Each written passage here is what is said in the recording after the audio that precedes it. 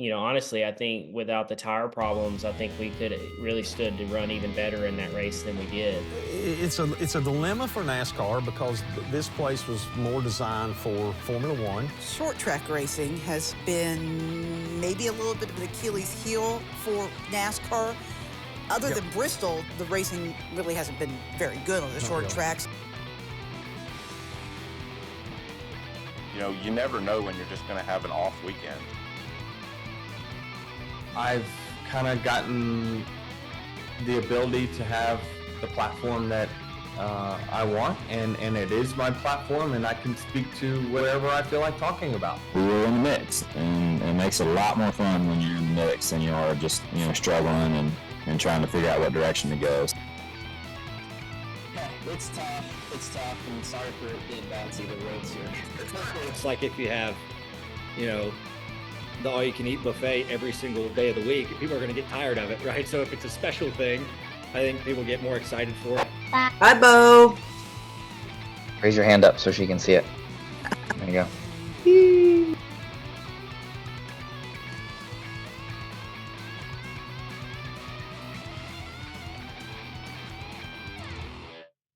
Welcome on to the Backstretch. I am News 5's Heather Williams. And while a lot of talk this week is about COTA, was it a good race? Do we like track limits? Should something be done? Should we go back to COTA?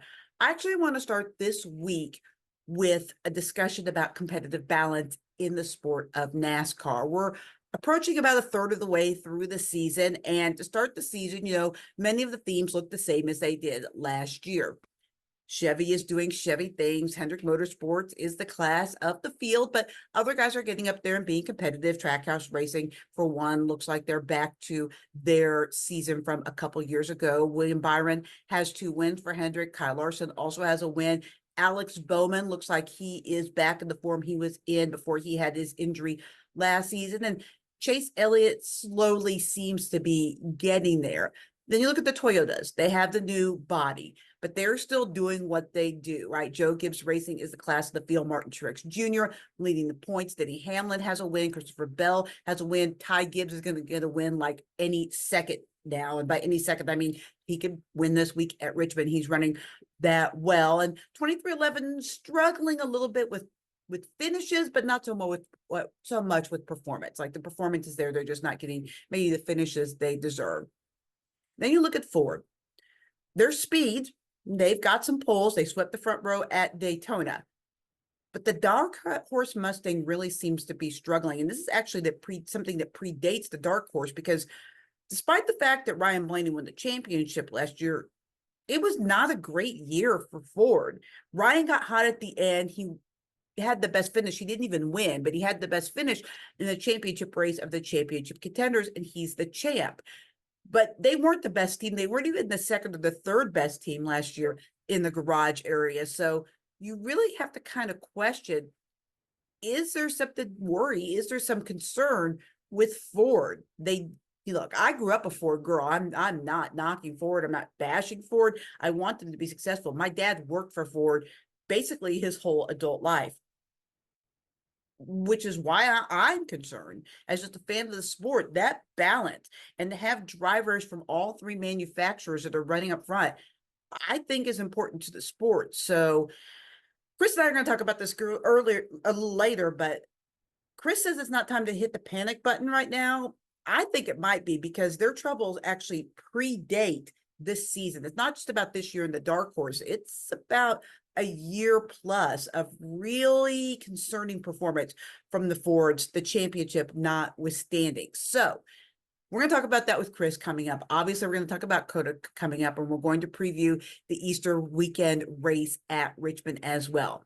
My guest this week is Josh Berry. He's a Tennessee native. He had a really good finish a couple of weeks ago here in Bristol at a short track in his home state. So we'll talk about that and how he can build on that this week as they head back to the short track at Richmond. They also race another Virginia short track next week in Martinsville. So this is a pretty big stretch for Berry, for Stewart-Haas Racing. There's a lot of short track guys on that team with short track background. So if they're going to get things turned in the right direction there at SHR, this is really the stretch where they need to do that heading into the summer. So we'll talk about that with Josh as well. All right, let's get this party going.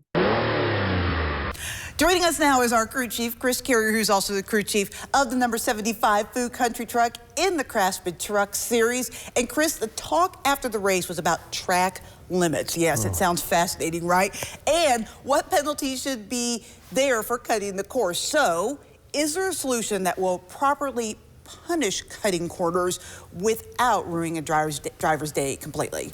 Heather, I wish I knew the perfect answer to this dilemma. I'm sorry to say I don't. I'm not sure anybody does. I think having them make a drive-through down pit road and costing them, probably 40 seconds of actual time on the track at this place is it just takes away to me for me. It takes away from some of the excitement. Sometimes they're like, man, that's awful nitpicky. Now, it's a dilemma for NASCAR because this place was more designed for Formula One, open wheel cars, and they're used to doing this. A lot of the courses are like this on their schedule, and it's not what real NASCAR old school racing or even close to modern racing is like. If you run off the course, you probably don't want to do this because of either grass or dirt or rock or whatever else, or the track could be decambered or something that's going to make you run slower and lose position, so you're hurting yourself. Years ago, we remember at Riverside when Dale Earnhardt passed a couple of cars, actually through the dirt, through some of the S's and came out ahead. What's the happy medium here? We don't want cars running 100 yards off the racetrack, the actual racing surface, to make a pass. Although at Phoenix, they do it practically every lap through the trial. We're going into turn one. They do it. Nobody really says anything about it. They almost run into the infield wall sometimes. So I wish there was a little bit of a kind of a happy medium. I wish there was something there on the areas of the racetrack that could deter the drivers from running over there, whether it be big rumble strips or something, but you don't want to make a danger, you don't want to cause a danger.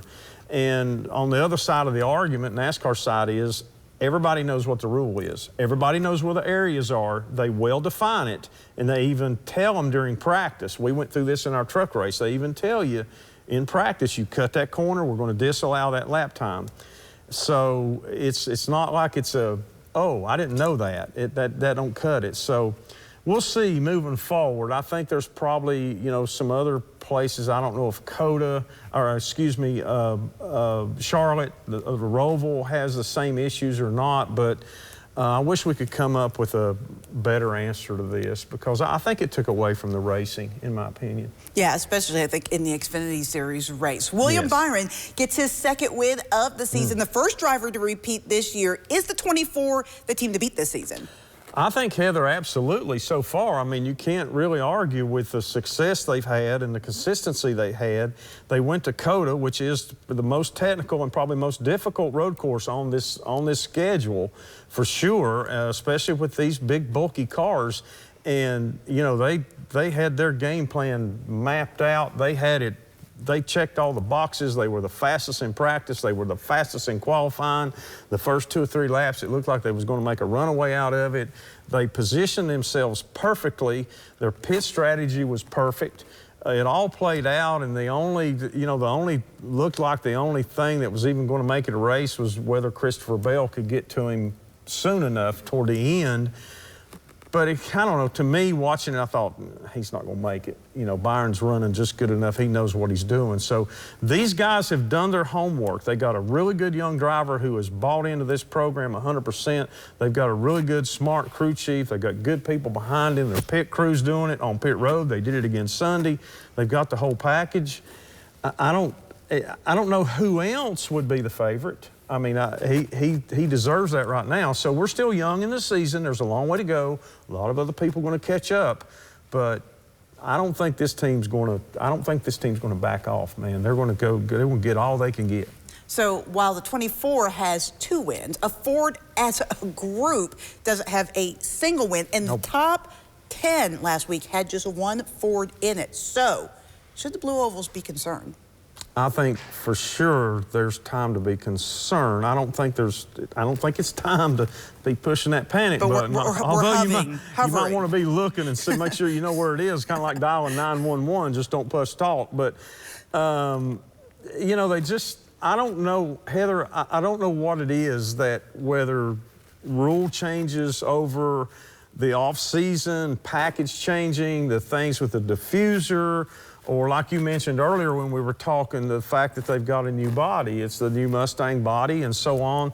There's been somewhere along the line they've lost a handle quite on what they're doing, how to race and how to put themselves in a position to win. They've won some poles this year. They've had fast cars, they've had speed at times, but they haven't been able to capitalize on it. Now there's a lot of smart people with a lot of experience, and there's some really good drivers involved in these teams we're talking about. Penske Racing, Stuart Haas and Brad Keselowski's team.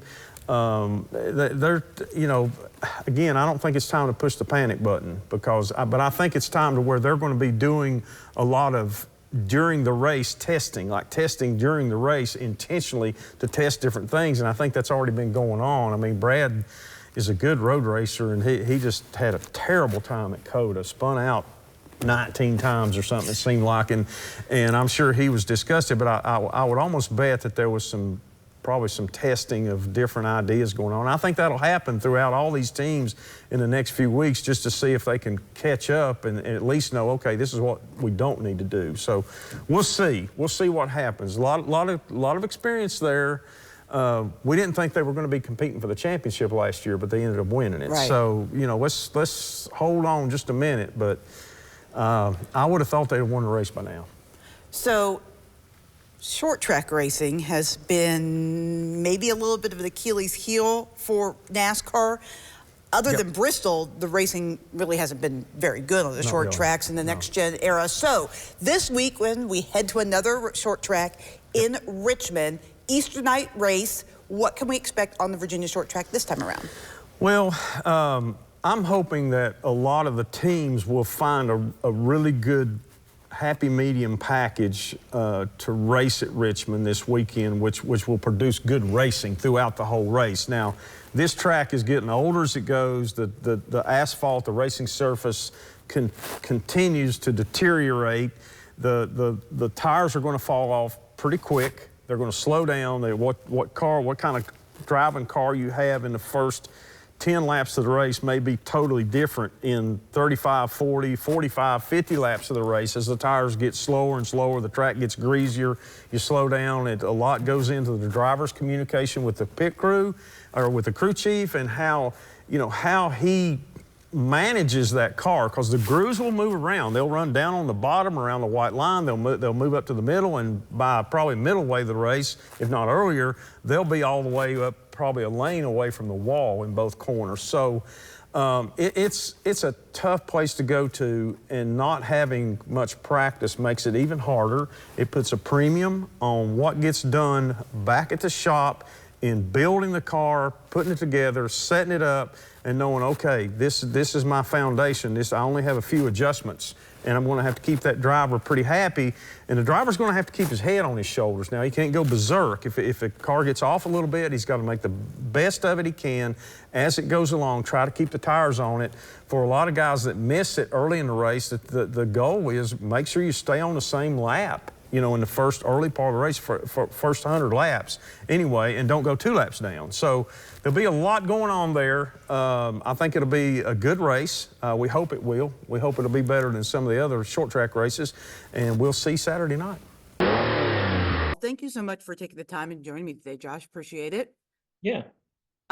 So before we go forward, I got to talk to you about Bristol, because I thought that weekend was so cool for you to be back in Tennessee, to do as well as you did in qualifying, to keep it all up front all race long. What was that day like for you?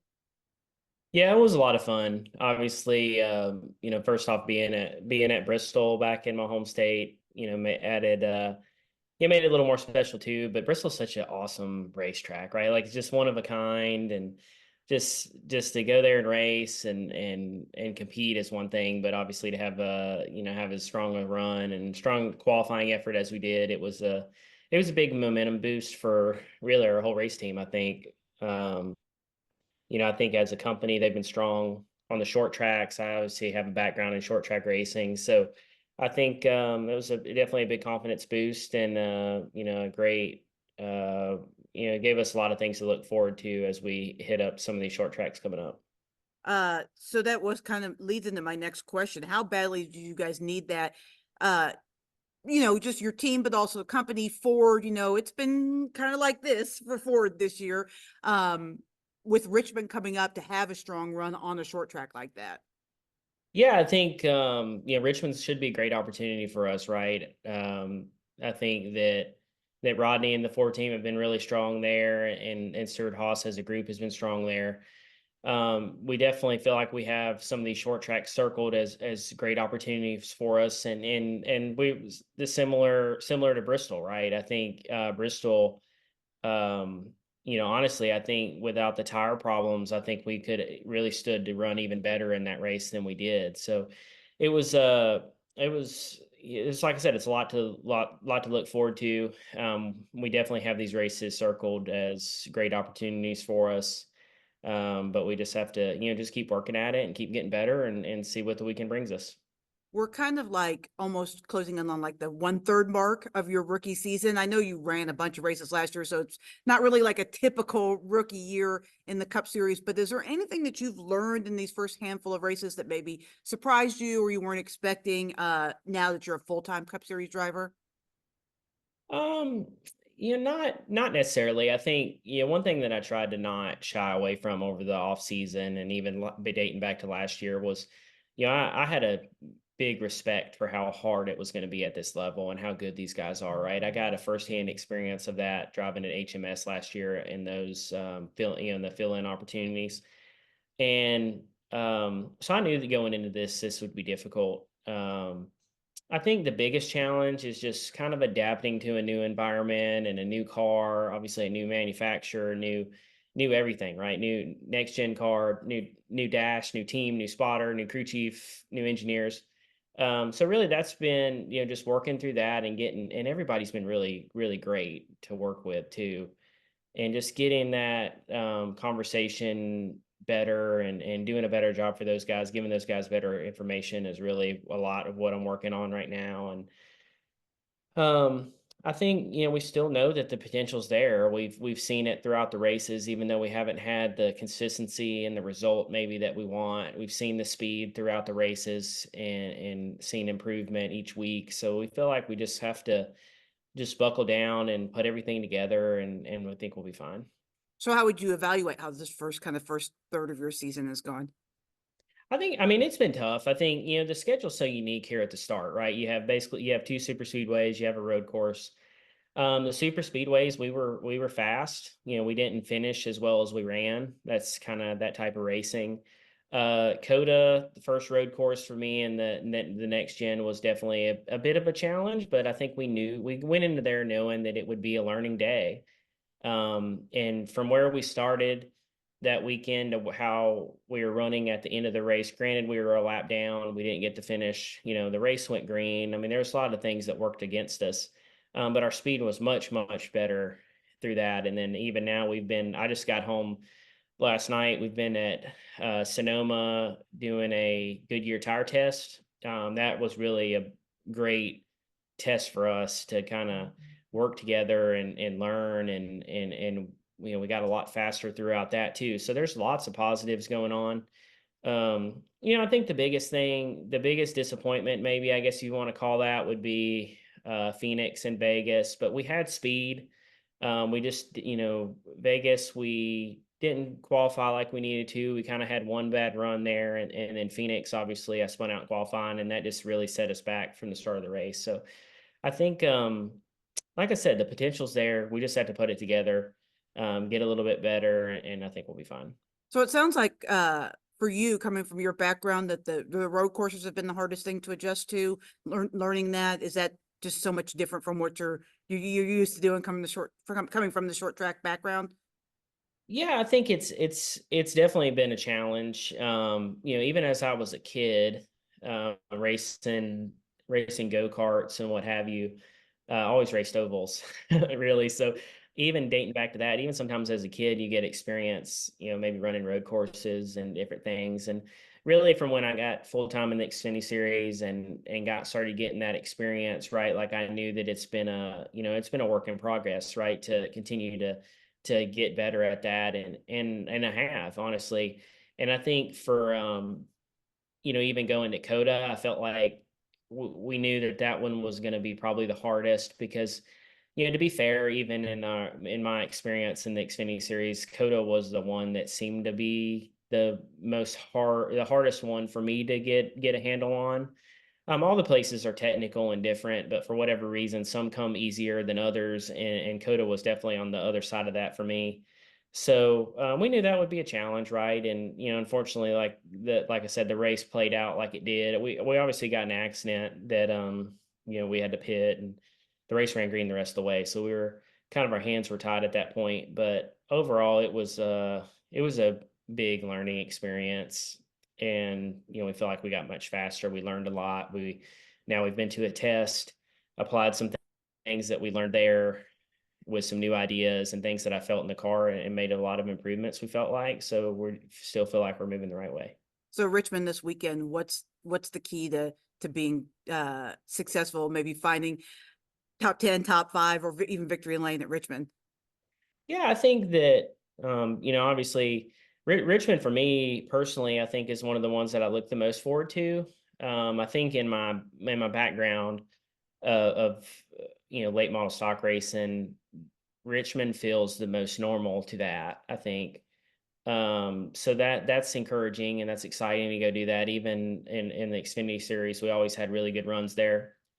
On the Cup side of things, right? Like, it's going to depend on a lot. Obviously, we're going to have to have a good car and that handles well and qualify well. Obviously, those things are going to be important to running up front. But really the biggest thing that I learned even last year was just how much strategy is involved in that race, right? We had we had a good, obviously I ended up a second place finish, which was a great result. And we ran well in that race. We didn't run second place, obviously, but the amount of strategy and everything that was involved in that race was crazy. So really the biggest thing is there's a ton of opportunity out there to get. I think for us, if we have a solid car and we make the right decisions on the racetrack and on the pit box, you can find yourself with the opportunity to win at the end.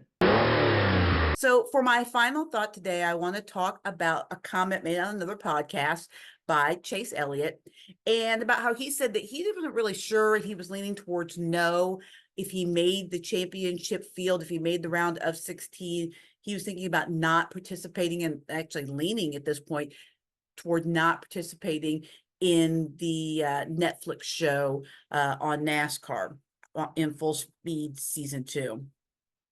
I think this is a mistake. First of all, Chase admits he hasn't watched the show, which I think it's wrong for people to make judgments on the show they haven't even seen yet. But in a bigger picture, this is about growing the sport, right? This is about doing what's right for the sport that pays you. And I think for the most part, a lot of the young drivers do a really good job with this. I mean, Bubba, Denny, Christopher Bell, Tyler Reddick, especially Christopher and Tyler, they're guys that aren't necessarily like always 100% comfortable in the center of attention, but they did the show last year because it's good for the sport. It's something that needs to be done. And there were various amounts of access that were given by different drivers. Denny Hamlin basically said, shoot everything. I kind of get the feeling that Tyler and Christopher didn't let quite so much reality in, but this is what being an athlete is in this generation right now, is access. Do we like it? No, I hate it.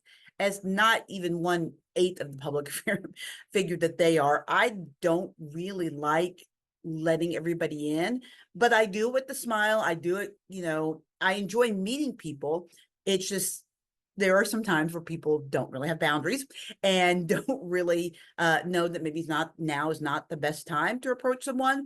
But when they do, I try to be as kind as I can in the moment. And sometimes I'm better than that in others. A lot of people would probably say I'm not great at it all the time, but I understand why it's important.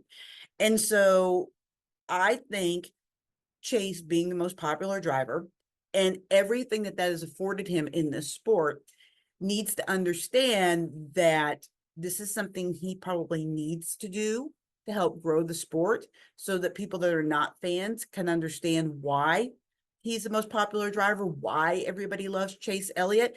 And Chase is a good dude. Like, if you talk to him and you have a conversation with him, he's a really interesting dude. He's a private dude. And I could see him saying, okay, I'm going to do this, but you can't shoot this, or you can't do this. I really don't want you here. And I think that would be fine. I think setting those boundaries is good, because everybody's level of comfort with the camera following you around is different. But I just think it's good for the sport. It would be good for the sport if he does this show, if he makes the championship 16, because he is the face of the sport. Like it or not, right now, he's the guy that NASCAR fans see as the future of this sport. Thanks for joining me on the Backstretch. We'll see you next week.